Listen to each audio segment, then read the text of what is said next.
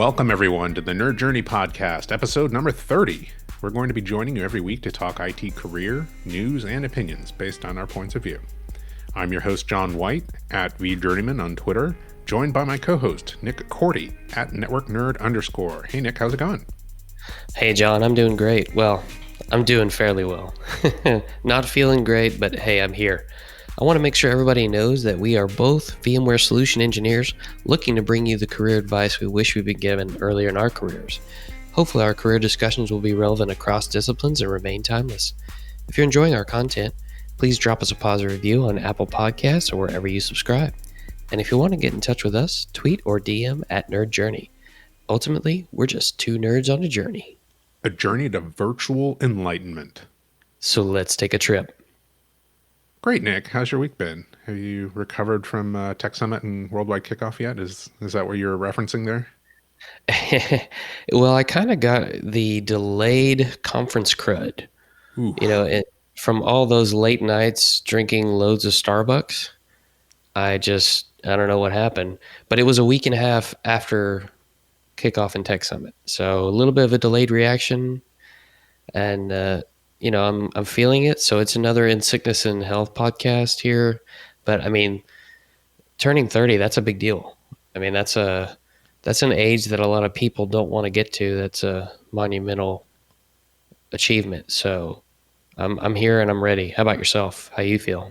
Yeah, I'm feeling pretty good. Wait, so you're saying you have like a 7-8 year delay, 10-year delay to turning 30? Is that what you're blaming everything on? Yeah. Okay. All right. Just checking. Yeah, no. So I think I've fully recovered, except that I'm back on the caffeine, which is no good. I definitely do not want to be back on that. So I need to wean myself back off. But that, conference week, waking up at 5:30 a.m. or trying to wake up at 5:30 every morning, that was no good. No bueno.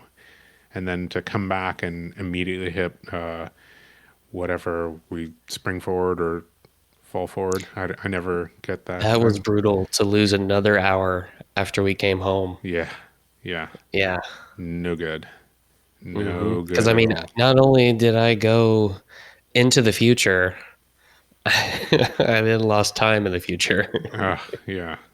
I mean, you live in the past all the time, but for me, I live in the future. Yeah.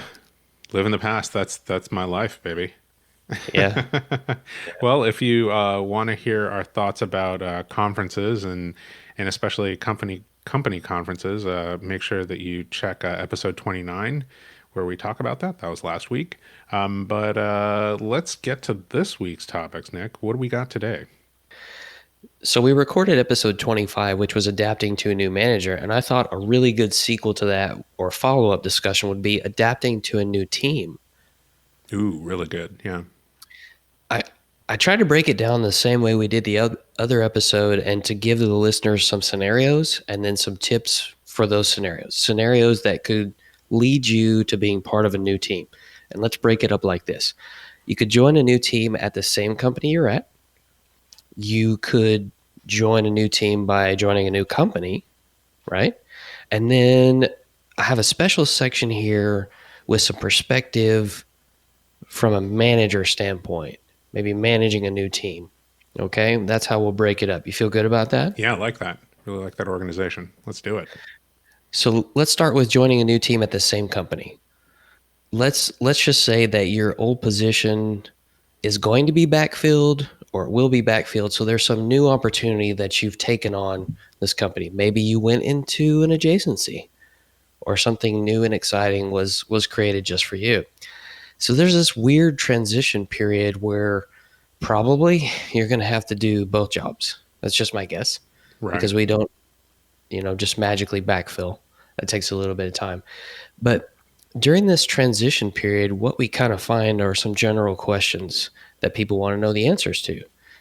If I'm working with you, I need to know who's going to be doing what you were doing while somebody new gets hired. Absolutely, yeah. And, we don't always have that worked out. We haven't even had time to train anybody really. Who's going to train the person who's coming in to be backfilled? Like I don't, who's going to do what I used to do? Right. I may not have an answer to that yet. And so in those cases, we have to be able to answer them, hopefully. And I'm sure that we have excellent training documentation, right? Because I'm moving to a new role that I've documented everything. It's in this Word document with a table of contents, 500 pages. You can find anything you need. It's all there. And I just scoot on over to the next role, right, John? Yeah, Isn't that how it works? I'm thinking that usually things are not that simple, right? Like you probably like those former responsibilities do fall to you, right? And you're going to be carrying, as you transition to the new role, you're probably going to be transitioning off your former role, but that means you're going to be carrying some of the workload as they hire somebody new for that, for some set period of time. And then when it comes to actually training the new person, like, hopefully you documented things pretty well, but some of that training might fall to you. Like, hopefully really the responsibility is on that team and on that manager to train that person. But like probably you're going to be tapped to guide that person, as they onboard and as they have questions about specifics, and maybe you were the expert, and maybe your former team wasn't really doing any of that stuff and they don't really have that knowledge. So you know you might be brought in, pulled back into it. But that's part of it, right? That's part of staying with a company, taking on a new role, but maintaining all of the goodwill that you had at that company, right? And that's why you're staying with the company, and that's should be part of what you factored in by taking the new role, and some of the money that you asked for as well. Yeah. Hopefully you got that more money when you took the role. If not, listen to our episode on asking for more money that we recently recorded. I think that was 28, if memory serves. But one other thing I thought of here is if you're lucky enough to work at a company who does cross training, maybe somebody else knows a little bit about what you were doing, but likely you're going to know some tribal knowledge things that just nobody else knows. It just happens. Yep, that So happens. You're absolutely correct. it's going to be there just about any organization. Now, in this case, since you're staying with the same company, you may already know some of your new teammates. Maybe they're people you've worked with before in a different way. And, during this transition, there's no reason you can't strengthen those relationships, right? Since you're already working with them, whether they know or don't know that you're about to become a closer knit unit with them, you can still take time to foster those relationships a little bit more deeply. But it's probably not going to be appropriate for you to reach out to new teammates that don't know and make the announcement. It's just not appropriate coming from you. Oh, hey, I took this new job. That's something you need to get approval to send out. Yeah. Have you been in that situation where I can't really tell people this is happening, but it's happening? Yeah, I don't think I've been in that specific situation, but yeah, it's the manager's prerogative to announce new teammates, and it's not your place to make that known to people before the manager does, right? I would say, maybe they might know that you're a candidate for the position because you told them that you were applying for it. Nothing stops you from maybe, if you're applying for an open requisition or something that, that there's public knowledge that there's a new position being created, and they've posted it publicly. You probably should have reached out to the people that you already know on that team, and say, hey, what do you know about this new position? Can you give me any guidance? Can you tell me about the manager who runs that organization? What's going on there as part of that process of applying and going through the interviews and so on and so forth. So with that in mind, you probably I would say hopefully that those relationships have already strengthened, right? Because you've let them know that you're thinking about applying or are applying or going through the interview process. And some of them might have actually interviewed you as part of that process. So they might actually already know, and it might be a moot point. But again, to your point, it's the manager's prerogative to inform the team of the new hire, not your prerogative. So I agree with you. Or That was a okay, long-winded way of saying I agree with you. that's okay. Glad we're on the same page there. What if you are in a customer facing type role and you're moving away from that or to a different, like sometimes we change account sets as SEs, but you know, what if you what if you need to figure out how to communicate the change to external customers, people outside the company need to know who to go to so you can pass the torch. That's that's something that has to be communicated at some point. You just have to figure out when. Again, when is it appropriate? Yeah, yeah. And it's another thing to have, good communication between the transitioning parties, right? So, to say, hey, at some point in time, we need to communicate that this change happened to the outside organization, and certainly even for internal customers too. If you're a large organization, to say, hey, this team is transitioning off of managing you and this other team is transitioning on, and we just wanted to make sure that we had this meeting to sit down and make sure that everybody's on the same page about all the projects that are in flight, and make sure that everybody's available, for further consultation just in case. So that type of thing needs to be managed, and there needs to be somebody who's in charge of that transition, right? It needs to be clear. And theoretically to set up deadlines for that transition too. So agreed. Transitioning is a sensitive thing for organizations, and it needs to be managed with care. I've transitioned on and off of accounts a couple times now. We have fairly stable account lists, but yeah, it definitely happens, right? Oh yeah, and it's nice to have that handoff meeting where the people who have been working with this customer, whether internal or external, can kind of give you, here are details you need to know so you don't have to ask these questions again. It's really nice to have that kind of handoff and cooperation. It's funny because what if you were transitioning to be the transition manager for someone else's transition? Oh Is man, that Inception? I don't know. yeah, that's the nightmare scenario, right? But if you're a transition manager, then you're probably used to that.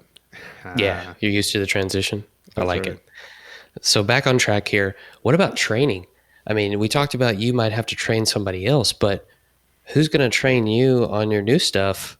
I mean, just like you had the 500-page document of everything someone would need to know, I'm sure the team you're going to and the role you're going to has all that for you.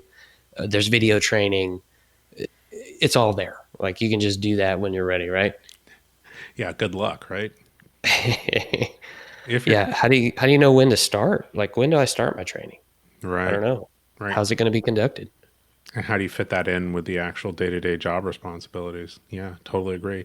Hopefully, again, this is another thing for the list of things that you should have clarified during that interview process. While you're considering taking the new position, and especially in that final part of that, where you're saying, yes, I'm a finalist. Some of the things that I really feel like I need to understand are, the training for the fine tuning of the new position. Hopefully you're not a stretch and you don't need to be trained on all the things. But sometimes even you are, right, and it doesn't matter who they're hiring. Everybody's going to have to be trained. So what is their plan for that? And does that plan fit your style of learning, right? Are you uncomfortable with jumping, feet first into the fire and figuring out how to do things? If you're uncomfortable with that and that's their training plan, then maybe you should, rethink taking this position. Or if that's always the they say, well, listen, that's how we do things at this company, then maybe you should rethink joining that organization. And if they are way more meticulous and you are way more, dive into the deep end and learn how to swim, then again, maybe that's also not a cultural fit. So all things that you need to kind of take into account when you're joining, and before you're joining, as opposed to you made the decision to join and then you start asking those questions. Like that's always I would say, not the way to go. Right. In that internal interview phase, you could go from wanting a new job within the company to running away quickly and looking for new jobs outside the company, just based on everything you said. I love it. Yeah, yeah. Like, you find out like, oh, the things that, I wasn't too happy about with the team that I was on, go to a different team and then you find out, oh wait, no, that's actually how things are done throughout the entire company. and it's not just the management. It's like a company cultural mismatch, and then you start, as you said, looking outside the company for a better cultural match. Yeah. Okay. So that was during transition. So let's talk about new job within the same company after the transition. So that means that you have the clearance to do the new job, work with the new team, service whoever you need to service. So I would say that it's going to be really good to meet and build rapport with new teammates, people that you've not worked with before or not met before. Maybe it's a totally different team in a different city, or a different office, or maybe everybody's remote and you go from working in the office to working from home. That's always a possibility. I mean, that happened to us, right? We used to be, but not within the same company. Sorry. Right. So, a good way to do that, and it probably depends on proximity. You're going to have in-person meetings if the people are local or in the area. You can go and meet with them face to face. I find that's always a good way to help you build rapport with people, is meeting with them face to face. You just can't replace that. Phone calls, video sessions, asking good questions. Hey, we're doing the same thing or we're doing similar things. What are some best practices that you see that I could take advantage of?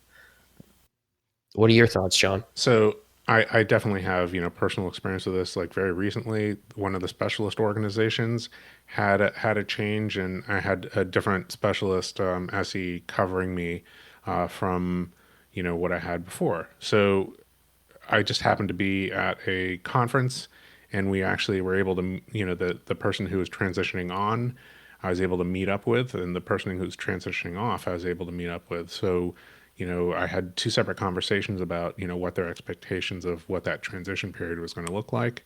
The person who's transitioning on, I got to meet that person, find out about, background experience and what they expected coming in, and I was able to kind of give a brief of my customer list and say, here's where I think the opportunities are, here's where I think we can best use you, and it was very, very gratifying. And so that in person, taking all of those opportunities to meet with people in person, especially if you're in an organization that's spread out geographically, every single one, like we just said, we just had this worldwide kickoff and tech summit.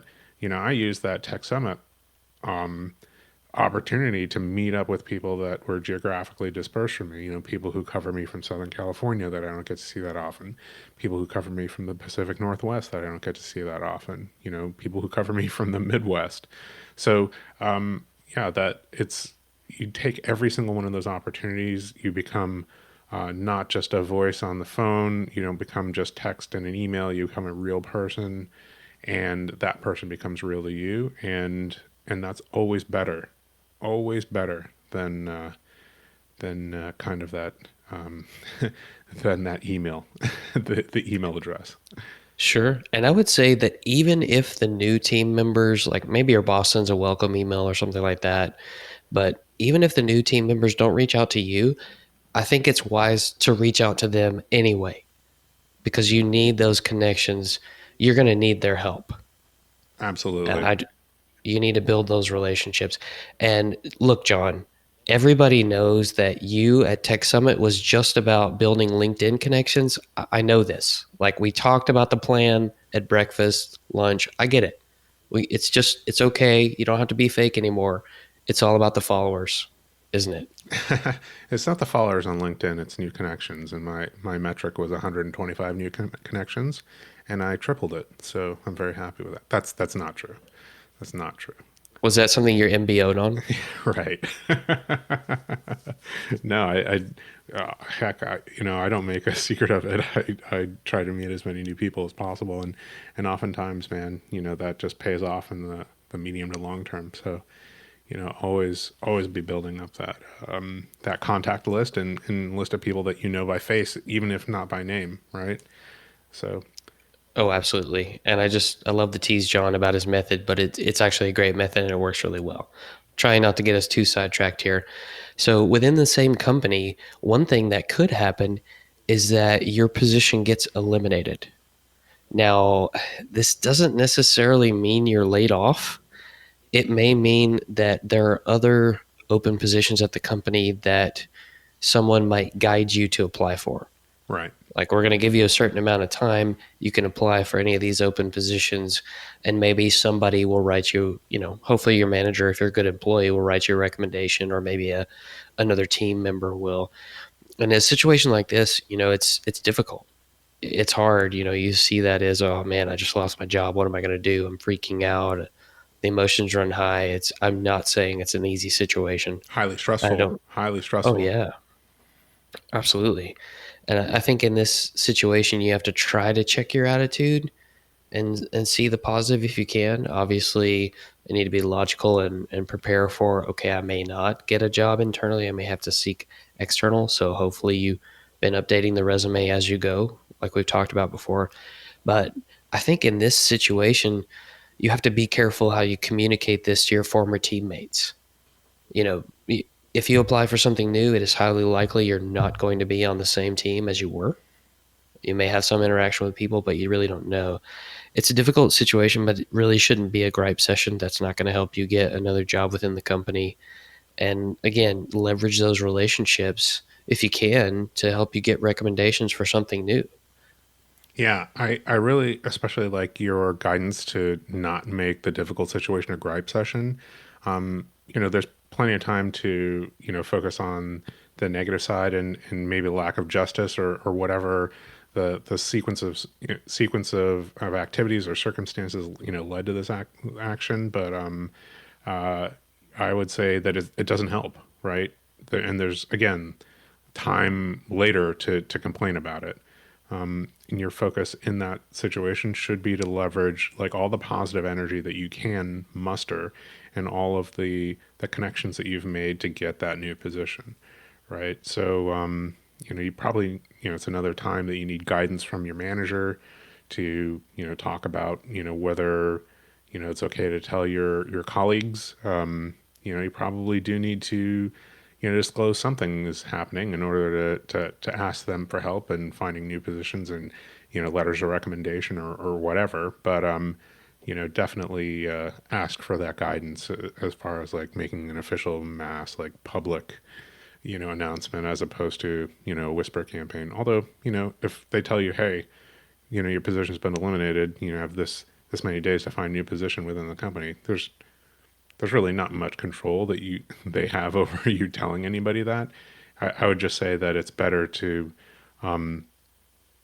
again keep that positive attitude towards it and the positive spin about it as opposed to the oh man, I was just let go and I gotta do a bunch of stuff to find a new job. That always sounds more negative than oh man, it's too bad that position was eliminated. I'm really excited to find a new opportunity within the organization. Sure. There you go. All right. So we just finished the joining a new team at the same company. Talked about if your old position was going to be backfilled and you went for a new opportunity, or your old position was eliminated and you went for a new opportunity. Now, the next scenario is, what if you join a new team at a new company? So you put in the Hmm. effort, interviewed somewhere else, got the job. So exposure to the new team could be presented to you in two ways: during the interview process and after you start. So let's take the first one. During that interview process, it may be that you have some interaction with other future teammates early in the process. It could be late in the process, might not be at all. Right. A smaller organization may not consider putting other members of the team on the interview panel if there is a panel other than the HR person and the manager. Hmm. Has that been your experience, John? Yeah, I've definitely been hired in a situation like that where, I was joining a team of reports to somebody high up in the organization, and the other people that, were that person's reports basically had no influence on my job at all. And it ended up that I my position morphed into where I had to interact with them a lot, but they just weren't involved in the hiring process, weren't involved in the interview process, and it was just like, you show up on the first day and that's when you actually start meeting those people. And that can be shocking. And it's unfortunate, maybe suboptimal, but it happens. It probably happens a lot, especially in smaller businesses, right? So here's a question, John. Would you ever encourage somebody to ask for that if they're not given that opportunity, like as a condition of taking the job? Or I would say, especially if you're in the driver's seat and you are not, you're not out of work, or you have, especially I would say if you have several opportunities in front of you, several offers, and you're trying to weigh them, and none of them have involved talking to teammates or other people that report to the manager that you report to or will report to, then I would say you're kind of in the driver's seat and you should ask for that because you have an opportunity to talk to the other people and say, hey, what's this manager style like? Is it positive? Is it negative? How much support do you get? What are one-on-ones structured like? And get kind of honest feedback on those types of things, or different feedback, and different aspects of how that manager manages the team, and I just think that that's better, right? Again, especially if you're not just desperate to say yes, and you're negotiating from a position of power, it's just something reasonable to ask for. It's a very standard thing to ask for if it wasn't part of the process in the run up. So yeah, that's a loud yes. If possible to say to ask for it, I would ask for it. And if you don't get it, then that's you got to start asking why, right? And they should probably have a reason why. yeah, absolutely. Great points. So the next period of time when you're going to meet your new team or interact with them is after you start. So maybe you didn't get to talk to them before in the interview process, and maybe you didn't think anything of it. So I would say, again, your proximity to the people you're working with is going to affect what the contact method is, how frequent you interact, at least to some extent. And I would seek people out again, getting to know them, maybe not seem super over enthusiastic, bubbly butterfly, but just, hey, I'm here. I'd love to meet you, get to know you better since we're going to be working together. I think that's reasonable. I don't think anybody's going to say, oh, who is this person? I don't want to be friends with them, even though they're on my team. If they have that attitude, why are they on your team? Well, you're not asking to be friends, right? You're asking to be cordial and to be collegial, right? To be colleagues, Okay, right? fair, Right. fair. And I think fostering that kind of relationship, that doesn't you can be friendly without being friends, and that's the type of relationship that's kind of like bare minimum positive relationships in any kind of position. So yeah, I think that's absolutely the tactic to go for. Another tactic that I would use is to ask for help, right? To ask for help for aspects of the job that are common between what you do and what your colleagues do. Processes and procedures and relationships and those types of things. Hey, can I pick your brain on this topic? It's I know how it worked at my previous position. Maybe you can help me and this new position, conceptually I think that it should be ABCD, but maybe some of the details are a little bit hazy to me in this new organization. Can you maybe walk me through it? And actually, I think that probably crosses over even if you're joining a new team at your previous company, right? At the same company. One way to engage with people is to ask them for help, even if you don't necessarily need that help, or just need to iron out a few wrinkles in something that you think that you're pretty solid on. Yeah, always a good idea. Sure, absolutely. And hopefully the folks on the other side of that will be receptive and willing to help. But of course, that's going to depend on the team culture, a lot on the manager. We won't really get into that. Sure. And I think it'd be good to talk to your teammates and figure out who else from within or outside the organization are they interacting with most? Are they interacting more with outside people outside the organization, like external facing customers, or is it mostly internal customers that your team is servicing? It'd be good to know that. Hopefully, you ask that during the interview process, ask for some percentages or some estimates there. But if you didn't, find out. Shame on you if you didn't, right? Yeah, well, sometimes, we counsel that you do these things and, you get 95% of the way there and, this was part of the 5% that you missed out on. So, no big deal. Yeah.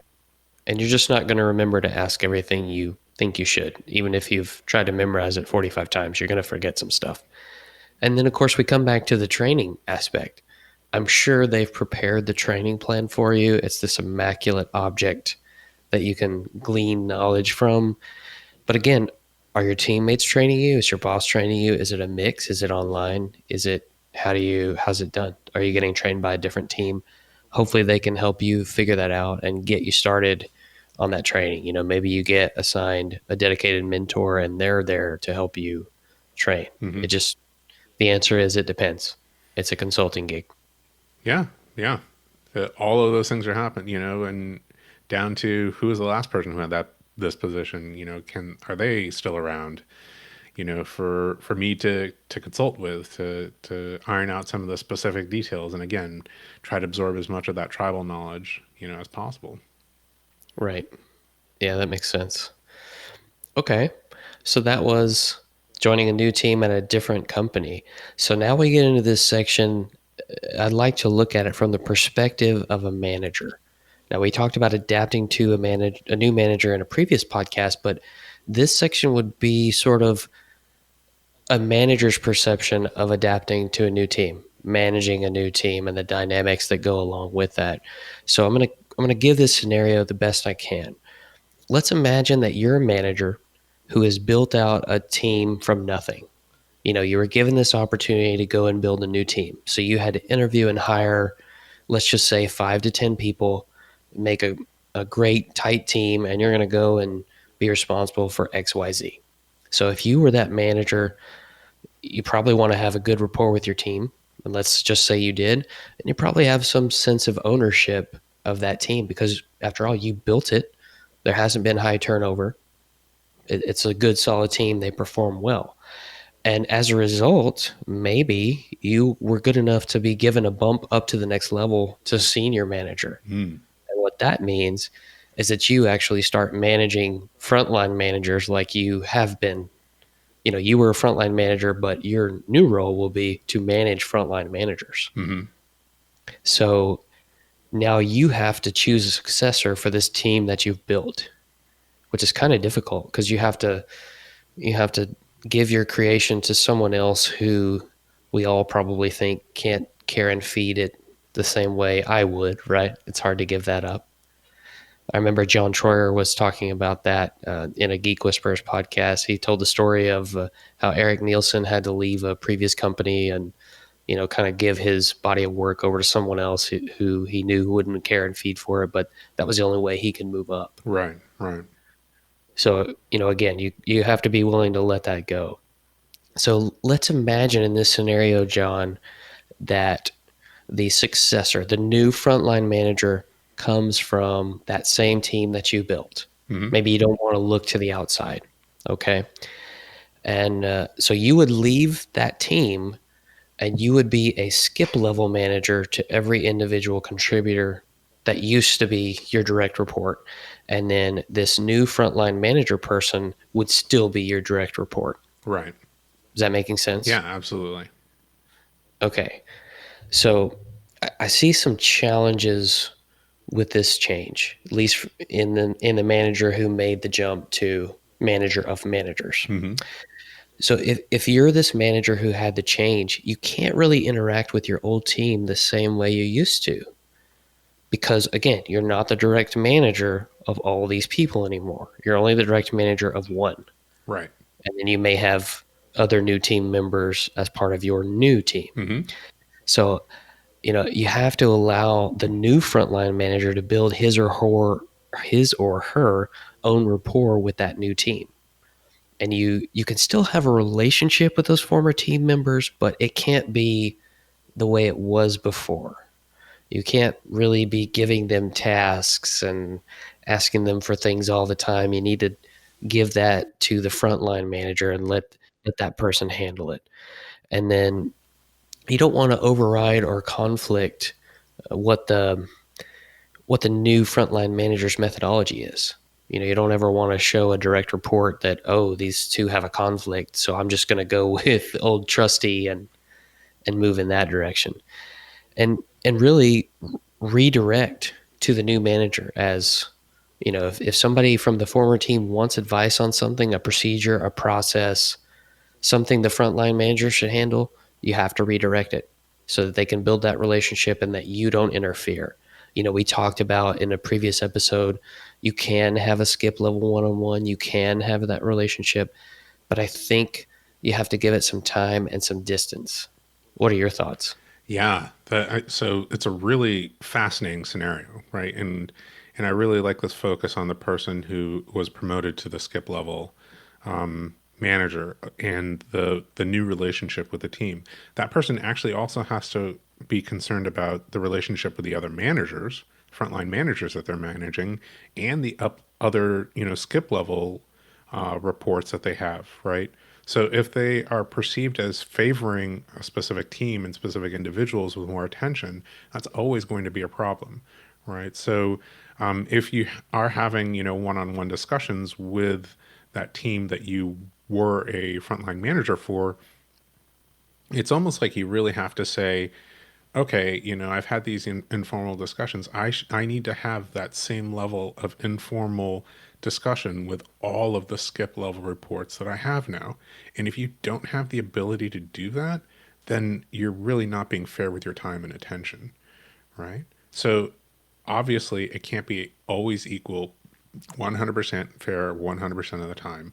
And I think a lot of the time that you're going to be having is with, firefighting and problem spots in the management teams that you have, right? So if you have a manager who's struggling or has been sick or is on a leave of absence, then obviously that team is going to get more time and attention.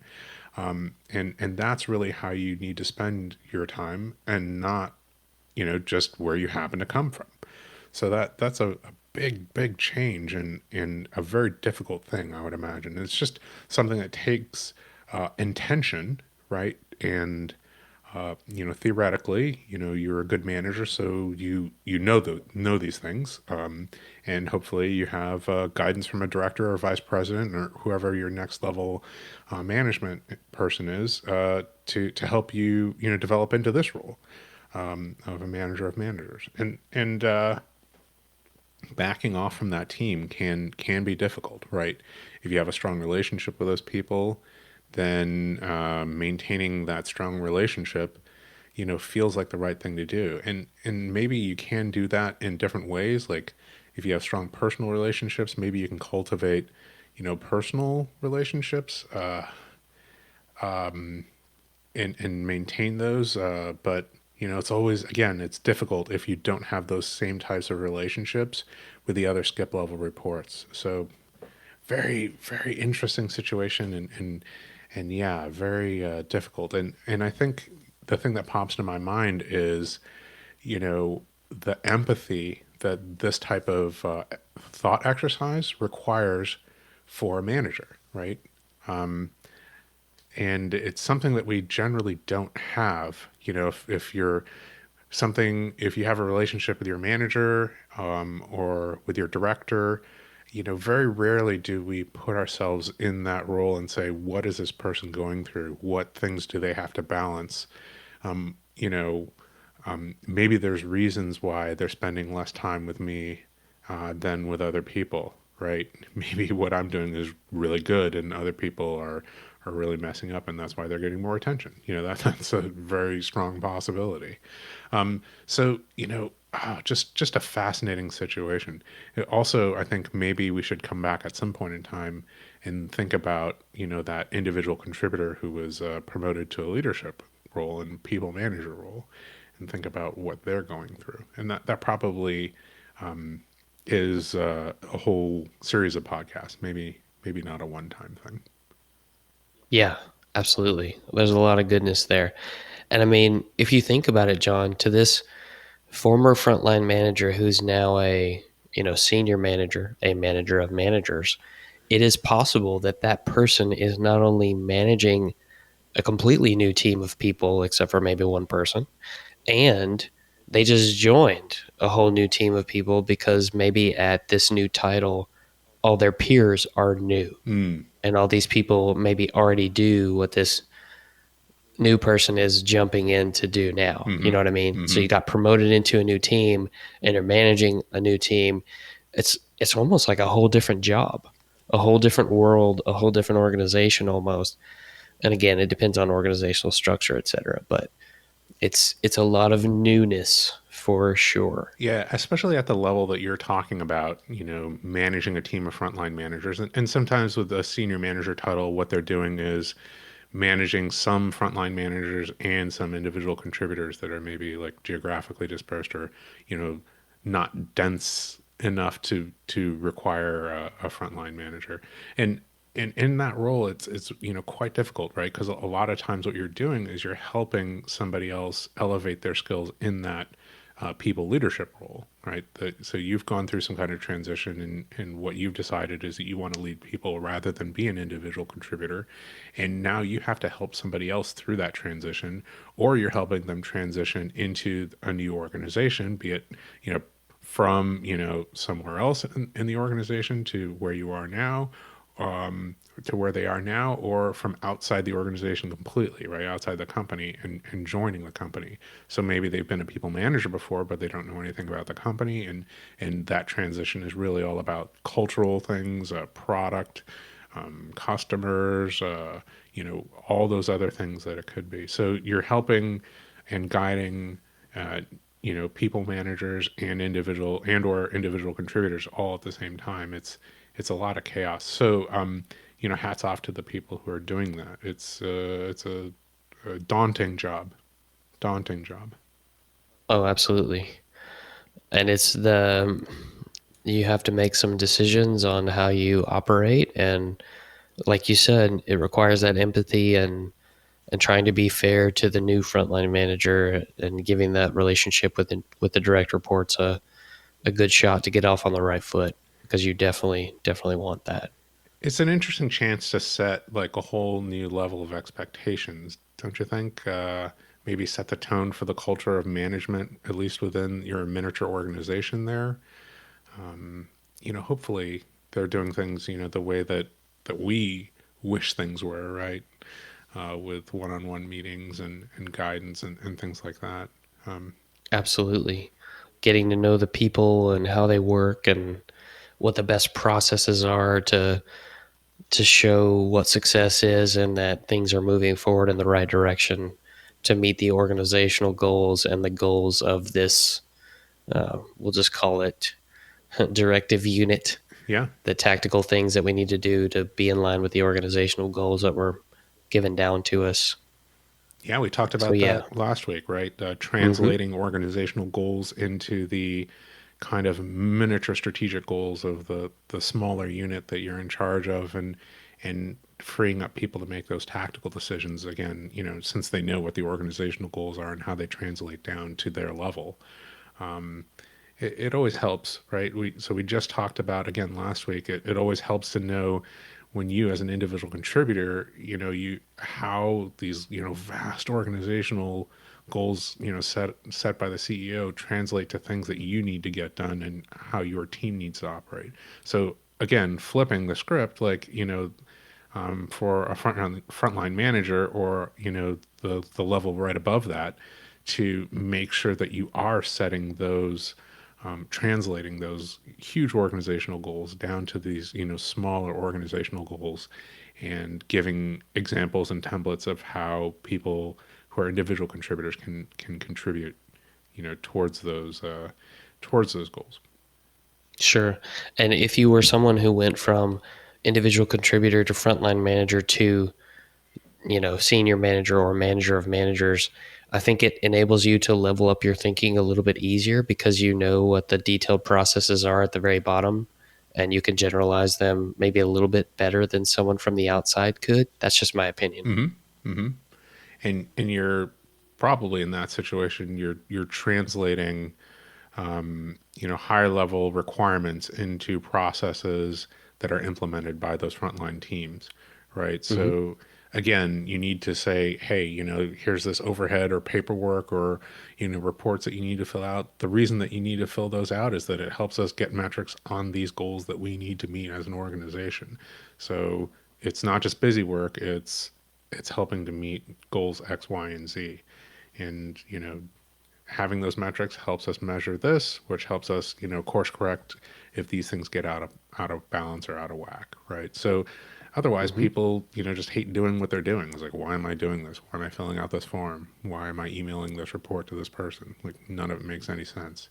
I don't understand how that's going to help us grow our revenue by X% or increase our customer satisfaction by Y%. None of this makes any sense. I don't understand it.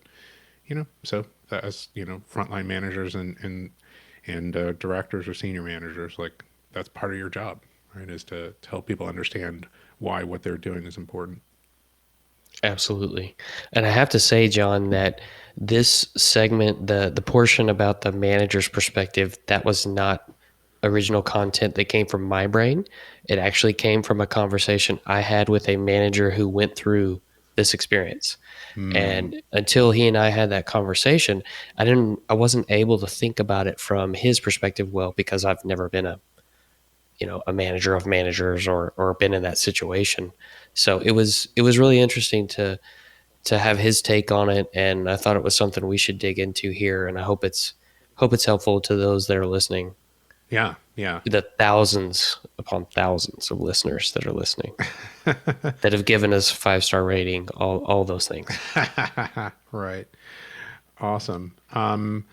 Nick, I think that's it for that topic, and it's really everything that we had planned. If there's anything that's popped into your mind while we talked, I would say the thing that popped into my mind was that we probably should blow up that whole idea of, hey, what do you do if you're a victim of a reduction in force, a RIF, and you have 90 days to find a new job within the organization. Mm, That yeah, that that's a good one. that we should maybe expand that to an entire topic. Maybe not next week, maybe next week, but definitely, Future topic. yeah, definitely future topic. Mark it. Nice. Yeah, I like it. And, while I may have led this podcast a little bit, folks, this is all part of the curricula from the John White School of Mentoring. And if you're out there hungry for more and needing a mentor, someone to help you get to that next level, send that tweet out to @NerdJourney for pricing and packaging information today so that you can join the school. We have a lot of demand for it on Twitter. I've seen it. I can tell you this is going to be a great revenue generator for me. My 401k is going to be able to show the results very soon. So we'll we'll find you some of John's time if the price is right. Just a reminder, everybody, we want people to subscribe and give us a positive review on Apple Podcasts or wherever you're listening. We want to know if we're being helpful and are always looking for interesting questions to ponder. We're collectively on Twitter @NerdJourney. Excellent. Farewell, listeners. Tune in next time as the journey continues. I'm John White @VJourneyman for Nick Cordy @NetworkNerd_, signing off. Adios.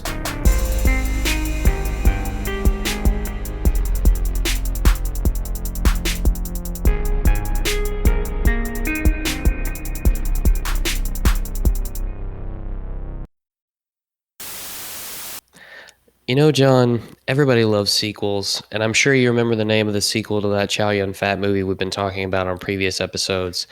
But I